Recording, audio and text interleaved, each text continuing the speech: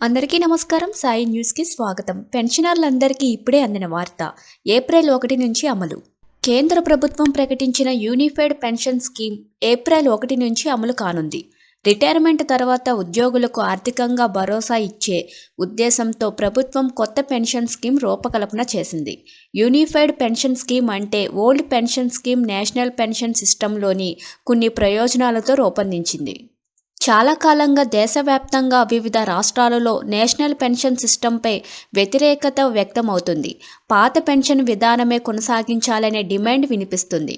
ఉద్యోగుల కోరిక మేరకు కొన్ని రాష్ట్రాలు పాత పెన్షన్ విధానాన్నే కొనసాగిస్తుండగా మరికొన్ని రాష్ట్రాలలో ఇంకా నేషనల్ పెన్షన్ సిస్టమ్ నడుస్తుంది.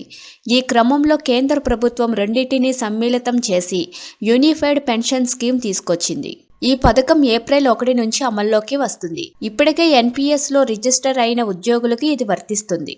ఈ కొత్త విధానం 10 ఏళ్లు సర్వీసు పూర్తి చేసుకున్న ఉద్యోగులకే వర్తిస్తుంది. ఈ స్కీమ్ ప్రకారం 10 ఏళ్లు సర్వీసు పూర్తి చేసుకున్న ఉద్యోగులకు రిటైర్ అయిన తేదీ నుంచి పెన్షన్ అందుతుంది.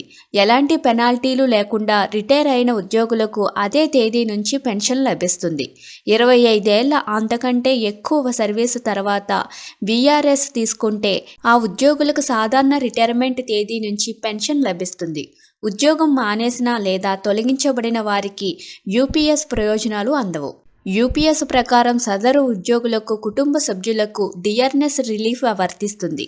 పెన్షన్ మొదలైన తర్వాత ఈ ప్రయోజనం లభిస్తుంది. మొత్తం నెల జీతంలో 10% ప్రతి 6 నెలలకోసారి లెక్కించి రిటైర్మెంట్ సమయంలో ఇస్తారు. ఇది పెన్షన్పై ప్రభావం చూపించదు. ఈ కొత్త విధానం ఏప్రిల్ 1 నుంచి పూర్తిగా అమల్లోకి వస్తుంది. ఎన్పీఎస్ లేదా యూపీఎస్లో ఏదో ఒకటి ఉద్యోగులు ఎంచుకోవచ్చు. తర్వాత రిటైర్ అయిన ఉద్యోగులకు కూడా ఆప్షన్ ఉంటుంది.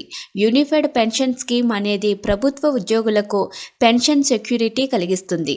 ఉద్యోగులకి ఇది పూర్తిగా లాభదాయకమే అని మాన్సుఖ్ మాండవ్య వెల్లడించారు. Thank you for watching this video.